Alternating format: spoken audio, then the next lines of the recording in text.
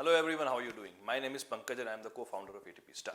So today we're going to talk about foreign engineering education at zero cost. Yes, it is possible. You can actually get a very high quality foreign engineering degree at zero cost. And stay tuned in this video, you'll get a lot of interesting facts in this video today. Yeah, so let's go into it. Right, let's look at the ROI, which is return on investment of an undergraduate engineering degree from India, right? So you know that less than 5% of colleges have around 100% placements, means a lot of colleges, a lot of students are not able to get placed from college. The average packages is around 3.5 lakhs or less, right? And non-circuit branches like mechanical, chemical, metallurgy, etc. always have a very low amount of core jobs. So they always have to switch to software or they have to go for MBA, right? So the ROI of engineering in India, unless you are doing it from a top university like IITs, NITs, is very, very low, right?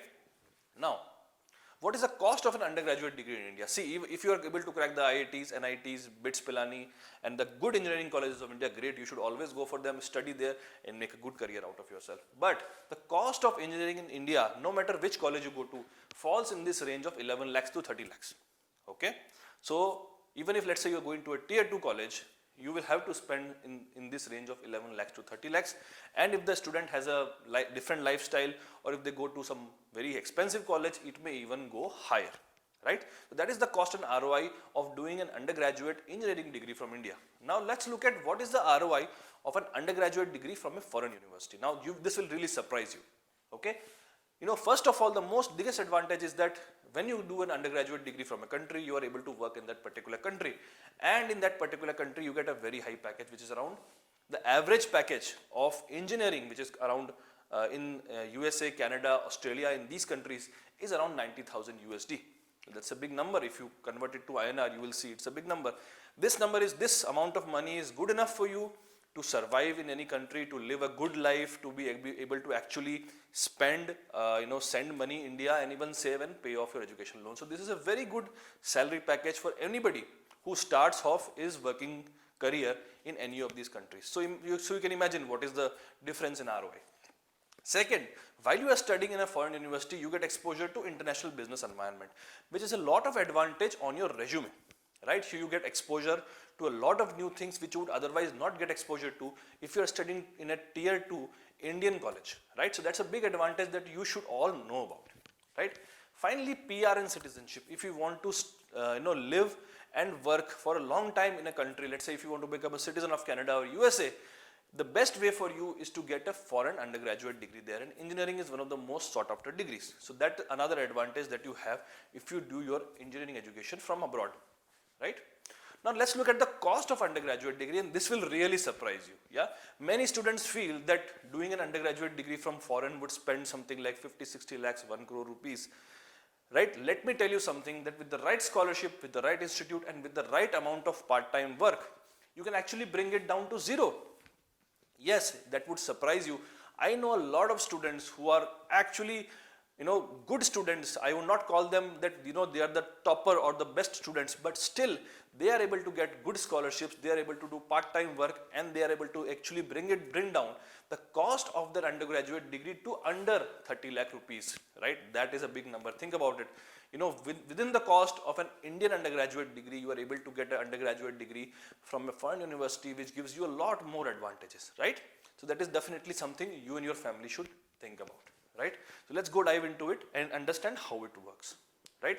See, scholarships are two kinds of scholarships. There is merit-based scholarship and there is a need-based scholarship. A merit-based scholarship is basis your past performance, whether it is academic or non-academic, and a need-based scholarship is basis your family's financial condition.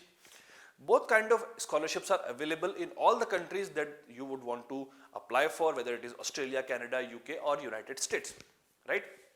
These scholarships cover up to 100% of your tuition fees, right? And in some cases, they also cover your living expenses, right? Isn't that interesting? So if you get the right scholarship, you may be able to get the full amount of money for your tuition fees, and at the same time, a good amount of money to have your living expenses as well. That would really reduce the expenditure or the burden on your family. But let me tell you something, these scholarships are really competitive. A lot of very good students are applying for these scholarships. So if you want to go to a foreign university and get a good scholarship, you should start your research right away, right? If you need any help in identifying the right scholarships, there is a link in the description. You can go down there. There is a provider by the name Yocket who has done a good job at arranging the scholarships in a very nice fashion. So you can go to it, have a look at it, filter it country-wise and look at the right scholarship that would suit you. Yeah, let's move forward. Alright, second thing, which is part-time work. See, even if you're not able to get a scholarship, part-time work is something that each and every student who goes for an undergraduate education can do. And actually 99% of Indian students who go for undergraduate education do part-time work, right? The average wage of part-time for a student in the countries that I talked about, which is United States, Canada, Australia and UK, is around $18 to $35 per hour depending on what kind of work you are doing, right? But that's the wage rate, average wage rate per hour, right? So on an average in a year you get around 50 weeks, which is 30 weeks for education, which is 30 weeks in which your semesters run, and 20 weeks in which you get summer breaks, winter breaks and other like holidays, right? So you get around 50 weeks there. In the 30 weeks while your semester is running, you are allowed to work for 20 hours per week, not more than that. In some countries you may work even more, but mostly you are allowed to work only 20 hours. And in the weeks in which you have semester breaks, you are allowed to work 40 hours per week, and in some countries like Australia you may even work more than 40 hours per week. So you may work like 50 hours per week or 60 hours per week. It is your choice, right? So if I do a very quick calculation, let's assuming that a student who is working in, let's say, Australia does 30 weeks of studying and 20 hours per week of part-time work while he is studying, and in the 20 weeks of the break he does 40 hours per week at a rate of $20 per hour. I am not taking $35 per hour, I am taking $20 per hour. So that student will be able to earn on an average, on an annual basis, around 23 lakh Indian rupees before tax. Okay, so that is a big amount. You can imagine you can actually pay off a large part of your education fee and your expenses while working there. Now isn't that something really interesting? And let me also tell you, many students would feel that how will they be able to work 40 hours a week or 20 hours a week? Let me tell you, 99% of Indian students do it, and they are able to do it successfully, because once you go out there, the education structure is such that you are able to find time for yourself as well. And it is not a lot of rote based learning, or it is not a lot of classes that you have to do. There are limited number of classes and you get assignments, so you are actually able to manage your time very well, right? So that's an advantage of foreign education that you should know about. Yeah, right? So the real cost of education while you are studying abroad comes down to this number, right? Or even less than this number. So a tuition fee of around 12 lakhs, living expenses of around 16 lakhs and other expenses of approximately 2 lakhs.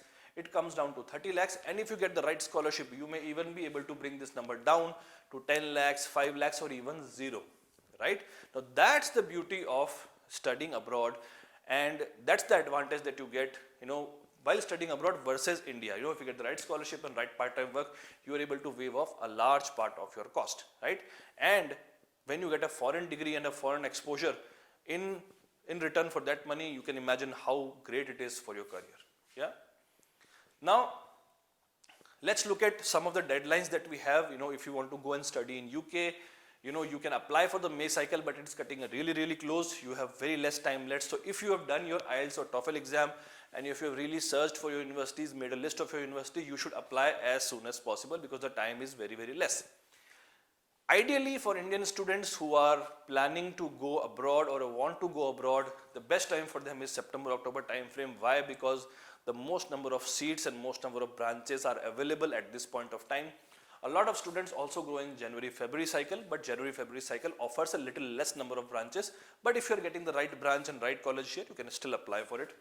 In the September-October cycle, you have around 20 weeks left. That is sufficient time to give your examinations, to apply for your visa, to get your university admission letter and so on and so forth. So you should start. But now, even if you have a lot of time left, you should actually start making your list and applying as soon as possible, because it takes time to go through the entire process. So don't waste any time. If you need any help in making the list of colleges, do let me know in the comment section. I will definitely help you out, right? Australia intake is a similar story. The January intake cycle is gone, but now you can still apply for the July intake cycle. You still have around 20 weeks to do it, but because it takes a lot of time to get Australian visa, so you should actually do it as soon as possible. So don't waste any time. Start making the list of colleges, start making the list of universities, start making the list of scholarships that you want to apply for, right? And similarly in Canada intake, September intake is still open, you can still apply for it, but same goes for Canada intake. Do it as soon as possible, don't waste your time. If you need any help, put it in the comment section, I will definitely help you out. Alright, so finally let's conclude this video today by saying that if you are currently in class 12th and you are about to write the JEE exam, you need to make sure that you are able to create the list of your colleges and scholarships and apply into them as soon as possible. Don't waste any time, because you know it takes a lot of time to get the scholarships, to get the admission process done, to get the visa done and everything. So do it as soon as possible, do not waste your time. If you are currently in class 11th, you should make sure that you start your research right away. Why? Because a student who has done his research well is more probable, more likely to get the right scholarship, and you have seen what difference a scholarship can make in your eventual outcome. So don't take it lightly, start researching right away.